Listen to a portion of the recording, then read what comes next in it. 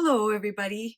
I'm so glad to be here with you today. I have a project that I'm going to share with you today, mixed media, because I think that's something that everybody is really attracted to, and so am I. I love all the things, all the supplies, all the papers, the canvases, the substrates, and everything.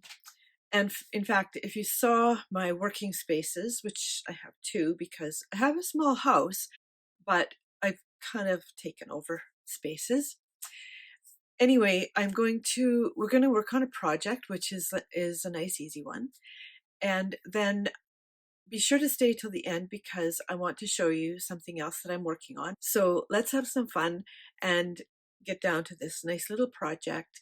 And then I'll connect with you at the end. Let's get started. Well, bad news, bad news. I filmed the whole process of what I'm going to show you yesterday, and when I uploaded it, something went wrong and it wouldn't complete. Anyway, I have to redo it, but the project is already done, so I'm going to walk you through it.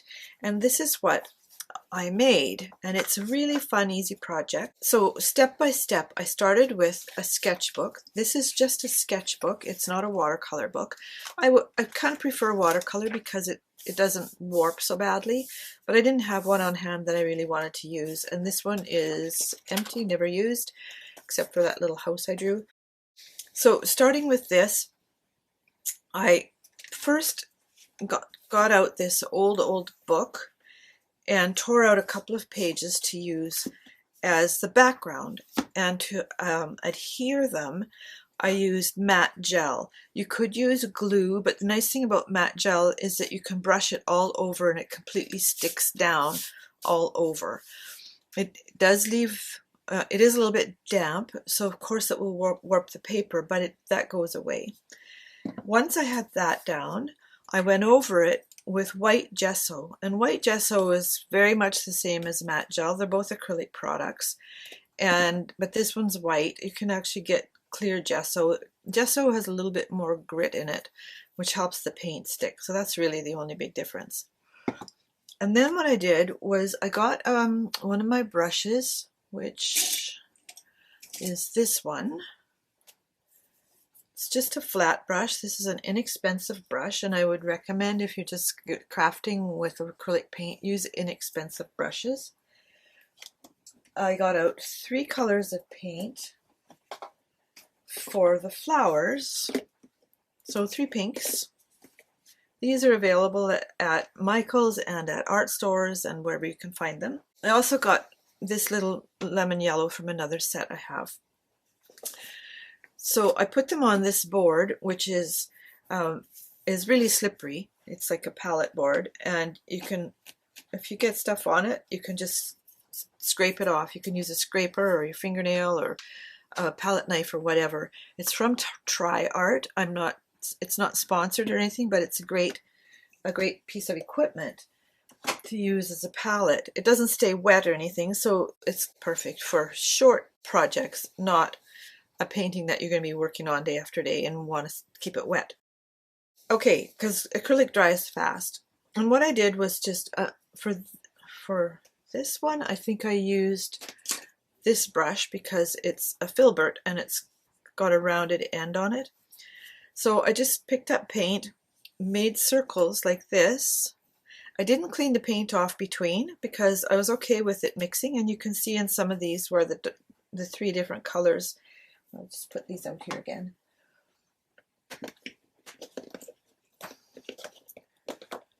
These 3 colors go well together, so I had no problem with just letting them mix on the brush and on the paper, and I just went around and made circles like this. Once that was dry, I took a pen, which was a micron pen, and this is an 05, which is a little bit thicker. I do have a whole bunch. They get a lot thicker and a lot thinner, so this is kind of in the middle.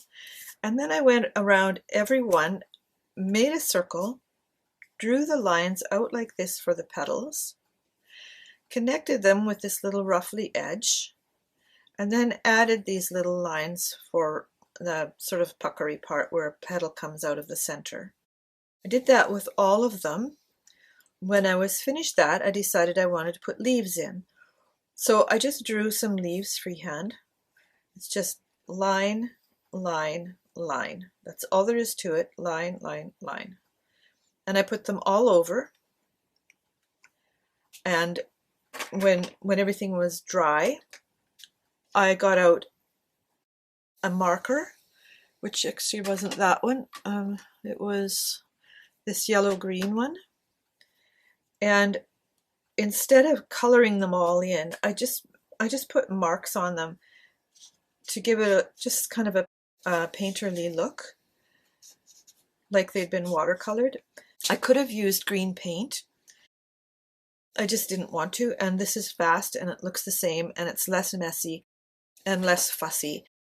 A lot of acrylics are quite transparent, and I find especially the greens and the yellow greens and the yellows, they're very transparent. Like you can see here, I put the centers with this yellow. I kind of gobbed it on so that it would actually show that most of them are quite rough because there's a blob of paint that's dried on there. But even with a couple of layers, it's still quite transparent. So it is what it is. And when you're at this stage, you can keep going if you want to. If you wanted to go over the entire thing and make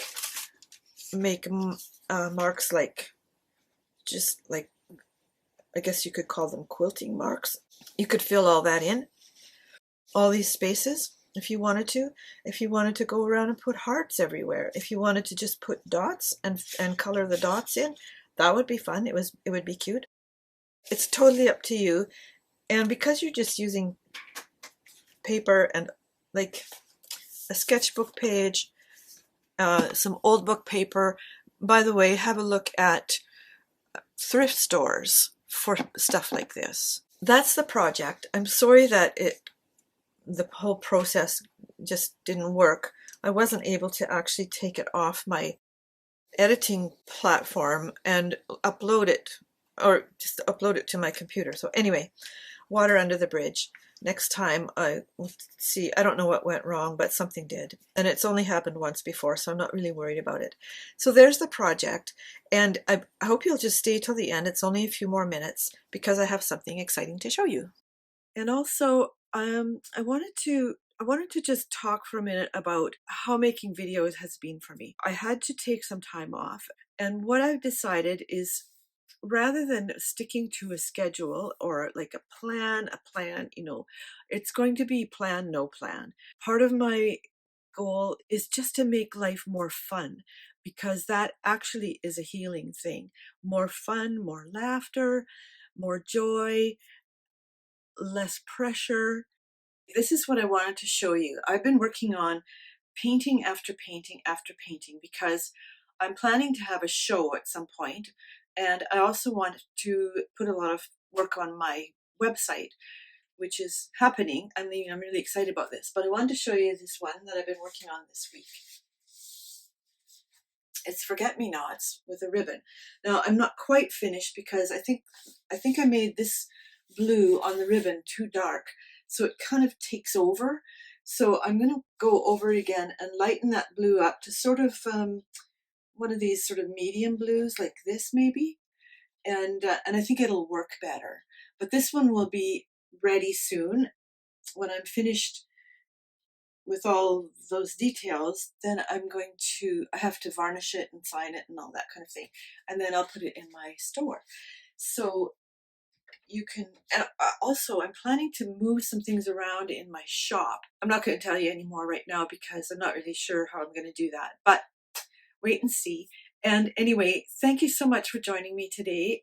I'm really excited to really be back into making things, and my energy is up. I've discovered some things about my health, which I think is going to make a big difference to my ability to sleep well and for my energy to be up.